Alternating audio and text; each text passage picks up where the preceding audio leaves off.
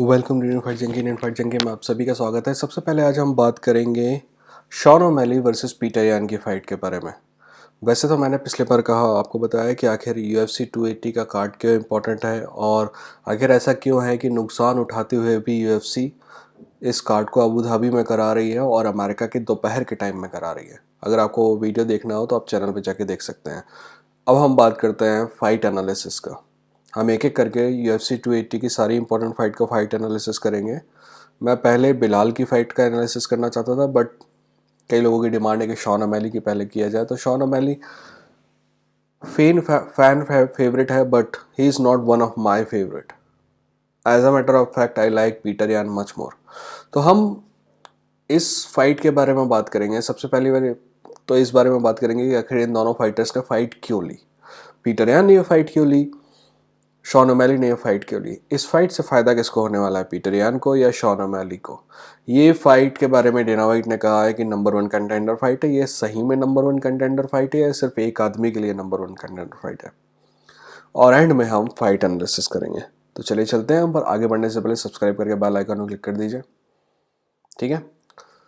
सबसे पहली बात कर लेते हैं कि ये फाइट दोनों में से आखिर दोनों ने क्यों ली। पहली बात करते हैं शॉन ओमैली की। शॉन ओमैली के पास ये फाइट लेने के अलावा और कोई ऑप्शन नहीं था। देखिए, समझने की कोशिश करिए, जब कोई भी नया फाइटर आता है, जैसे कि पैडी पिम्बलेट अभी मान लीजिए नया स्टार है, तो उसको स्टार्टिंग वाला पेमेंट स्ट्रक्चर मिलता है। तो वो चाहता है कि कम से कम पैसा मिलता है उसको। तो वो ये नहीं चाहता कि वो उस पैसे के लिए ज़्यादा रिस्की फाइट ले। पहले के फाइटर अलग थे। पहले के फाइटर किसी भी फाइट के लिए कोई भी पैसा लेने को तैयार थे, right. They were like Nick Diaz, any time anywhere anybody. आजकल के फाइटर इंटेलिजेंट है, तो वो बोलते हैं कि जब पैसा आपको हमको कम दे रहा हो तो हम ये टफ फाइट क्यों लें। अब इसका उल्टा भी सही है। जब UFC ज़्यादा पैसा देने लगती है तो वो बोलती है कि हम आपको ईजी फाइट नहीं देंगे। शॉन ओमैली के साथ भी यही हो रहा है। शॉन ओमैली जब तक कि लोअर पेमेंट लेवल पे था तो शॉन ओमैली के पास टफ फाइट नहीं थी, बहुत ही ईजी फाइट थी। मुनियोज और अल्मेडा उसकी टफेस्ट फाइट थी, और चीतोवेरा से तो वो फाइट हार चुका था। और जब चीतोवेरा से इसकी फाइट हुई तो चीतोवेरा टॉप 10 भी नहीं था। अब जब उसको नया कॉन्ट्रैक्ट मिला है पिछली फाइट के बाद, तो UFC जब उसको एक फाइट के लिए मेरे ख्याल से $200,000 के आसपास दे रही है, जब इतना पैसा दे रही है तो UFC ये नहीं चाहेगी कि उसकी फाइट बर्बाद की जाए। जब ज़्यादा पैसा दे रहे हैं तो आपको बड़ी फाइट करना पड़ेगा। इसीलिए मेरा मानना है कि शॉन ओमैली के पास इस फाइट को ना लेने और लेने का कोई ऑप्शन था ही नहीं। अब बात आगे बढ़ते हैं, बात करते हैं पीटर यान। दोस्त, पीटर यान ने यह फाइट क्यों ली है मेरे दिमाग से परे है। दो कारण हो सकते हैं। पहला तो ये कि जो सब कह रहे हैं कि सबके पास फाइट थी बैंटम वेट में टॉप 10 में, तो पीटर यान थोड़ा वेट कर लेता। पीटर यान के लिए फाइट लेना लॉजिकली सही नहीं है। अब बात करते हैं कि इस फाइट से दोनों में से किसको फायदा होगा, किसको नुकसान होगा। शॉन ओमैली के लिए फाइट विन विन है। अगर ये फाइट जीतता है शॉन ओमैली तो बड़ा अपसेट के लिए उसको क्रेडिट दिया जाएगा। एट द सेम टाइम अगर शॉन ओमैली हारता है पीटर यान से, तो पीटर यान से हार गया तो यही बोलेगा कि मैं तो नंबर 12 था और पीटर यान तो नंबर 1 था, तो दोनों में बहुत बड़ा डिफरेंस था। देखिए, मैंने फाइट हारने के बावजूद भी मैंने इतना दम दिखाया, ये और वो। और शॉन ओमैली शोमैन है, उसको पता है कि कैसे माइलेज लिया जाता है, इवन उस फाइट से भी जो फाइट्स क्लियरली हार गया है। तो ये विन विन फाइट है। पीटर यान के लिए यह फाइट लूज लूज है। अगर ये पीटर यान हारता है तो बहुत पीछे चला जाएगा, और अगर जीतता है तो सब यही कहेंगे कि you are expected to win. अब बात आते हैं डेना वाइट की। डेना वाइट जो है, देखिए, डेना वाइट के ना बयान जो है ना, उनको भगवान के भविष्यवाणी टाइप नहीं लेना चाहिए जैसे कि लेता है ना। मैंने कई लोगों को देखा है कि आपके यहाँ पे अगर डेना वाइट एक बयान देता है तो उसी पे लोग फोकट फूक के पूरा का पूरा वीडियो बना देते हैं। मेरे पास ना इतना टाइम है, ना ही मैं आपका टाइम वेस्ट करना चाहता हूँ, क्योंकि डेना वाइट अपने बिजनेस के हिसाब से जो सही बयान चाहता है वही बयान देता है। डेना वाइट का बयान है कि ये नंबर 1 कंटेंडर फाइट है। चलिए थोड़ा सा इसको गेम करके देखते हैं, राइट। गेम थ्योरी लगा के देखते हैं। मान लीजिए कि शॉन ओमैली जीतता है, तो वो नंबर 1 कंटेंडर बन गया। उधर से टीजे डिलशॉ जीतता है, ठीक है, शॉन ओमैली वर्सेस टीजे डिलशॉ हो जाएगी।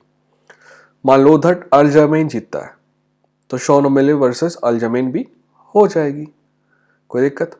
अब मान लो पीटर यान जीतता है और वहां से टीजे डिलशॉ जीतता है तो पीटर यान वर्सेस डीजे डिलशॉ हो जाएगी। मान लो वहां पे अल-जर्मेन जीतता है और यहाँ पे पीटर यान जीतता है तो पीटर यान वर्सेस अल-जर्मेन पार्ट 3 इतनी जल्दी होगा क्या? नहीं होगा, पॉसिबल ही नहीं। तो ये नंबर 1 कंटेंडर फाइट है बट शॉन ओमैली के लिए, और अगर हो वहां पे टीजे डिलशॉ होगा तो फिर ये पीटर यान के लिए भी है, ठीक है।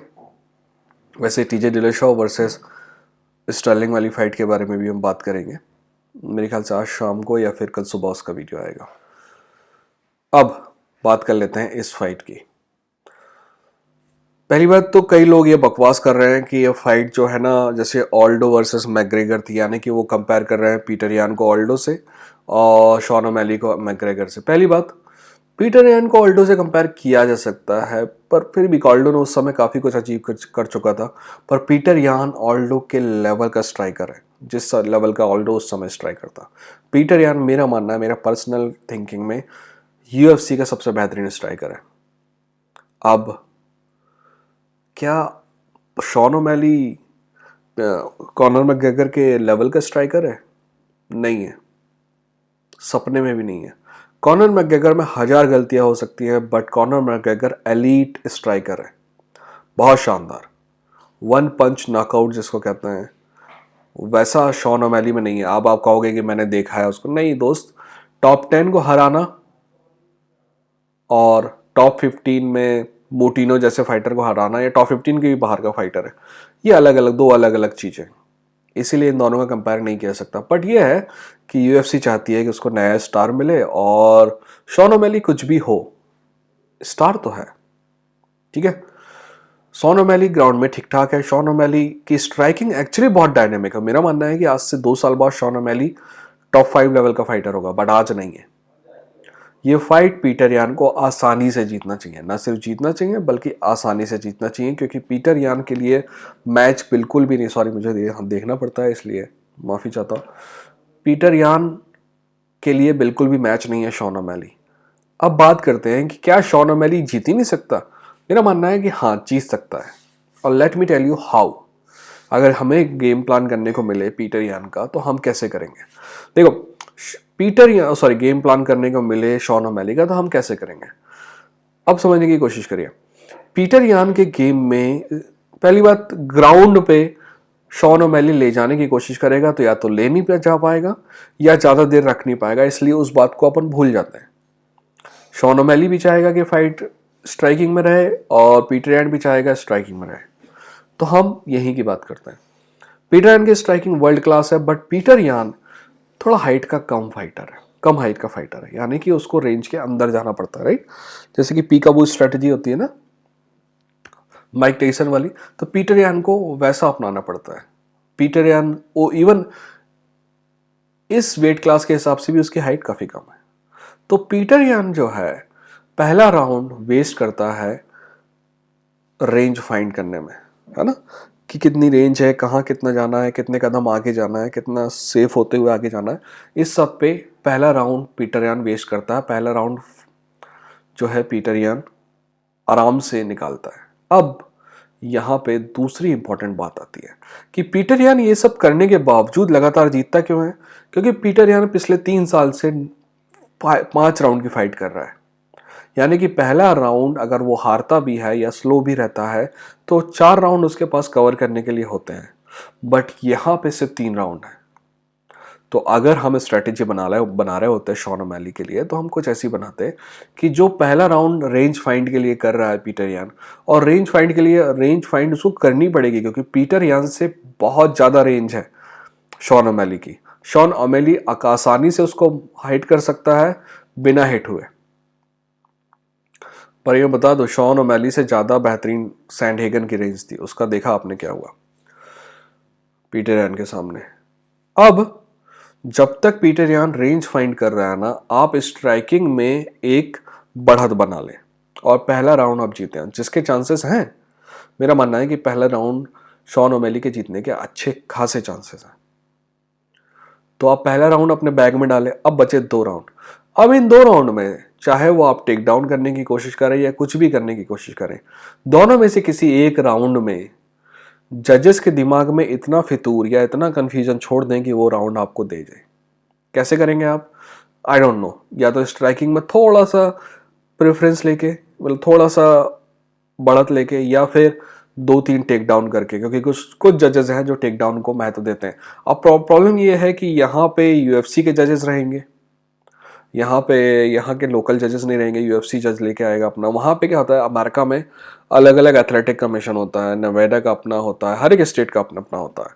क्योंकि ये फाइट बाहर हो रही है इसलिए यहाँ पे मेरे ख्याल से तो मार्क गॉडर्ड रहेगा रेफरी, क्योंकि यूएफसी बाहर की फाइट के लिए गॉडर्ड का यूज़ करता है। उसके अलावा रेफरी भी, वो सारी जजेस भी यूएफसी के रहेंगे। तो कुछ जजेस जो हैं टेक डाउन को महत्व देते हैं। तो टेक डाउन हो चाहे स्ट्राइकिंग हो, उसमें उसको जो second round number 2, round number 3 में से एक राउंड में हल्की सी बढ़त बनानी है। तो जो पहला राउंड बैग में है उसके साथ ये वाला राउंड मिला के जीत सकता है, और यही इकलौता तरीका है। पीटर यान नॉकआउट नहीं होने वाला। अगर आप कहें कि मेरा क्या प्रेडिक्शन है इस फाइट के लिए, तो मेरा दिल कहता है कि पीटर यान जीतेगा, दिमाग कहता है पीटर यान जीतेगा, और अगर पैसा होता तो पीटर यान पे ही लगाया जाता। आप बताइए आपको क्या लगता है कमेंट सेक्शन में। आपके सारे कमेंट्स के लिए थैंक यू सो मच। मुझे नहीं पता था कि आप लोग मुझे इतना मिस कर रहे हैं, नहीं तो 4 दिन पहले आ जाता। अभी मेरी तबीयत ठीक है, वीडियो आता रहेंगे। हम कोशिश करेंगे आज शाम को एक वीडियो लेके आएँ, और कल सुबह दोपहर शाम 3 और वीडियो, क्योंकि हर एक फाइट के लिए अलग अलग वीडियो। अब जैसे कि ये वाला वीडियो 11 मिनट के आसपास का हो गया, हर एक फाइट का इतना लंबा लंबा एनालिसिस करेंगे, और मैं इकट्ठा आपको 60 मिनट का वीडियो दूंगा, तो ना आप देख पाएंगे और ना मैं रिकॉर्ड कर पाऊंगा इतना लंबा। ठीक है, तो मिलते हैं अगली वीडियो के साथ। अपना ख्याल रखिए। ये था Indian fight junkie. Take care.